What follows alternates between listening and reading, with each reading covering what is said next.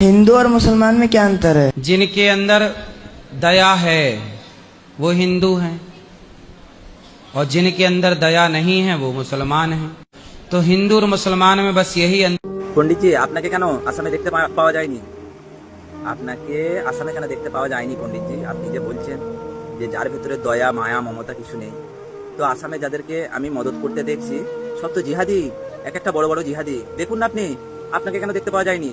আপনি দেখুন একবার, সব জিহাদি জিহাদি ঘুরে বেড়াচ্ছে শুধু আসামে। এই যে এত বড় যে একটা বিপদ এলো আসামের উপরে, শুধু জিহাদি ঘুরে বেড়াচ্ছে, আপনাকে কেন দেখতে পাওয়া যায় না? আপনি যে মায়া মমতা বলছেন, তো আপনাকে কেন দেখতে পাওয়া যায় না? আমার ধর্ম শিখোয় বিপদে থাকা মানুষগুলোর পাশে দাঁড়ানোর জন্য। দেখুন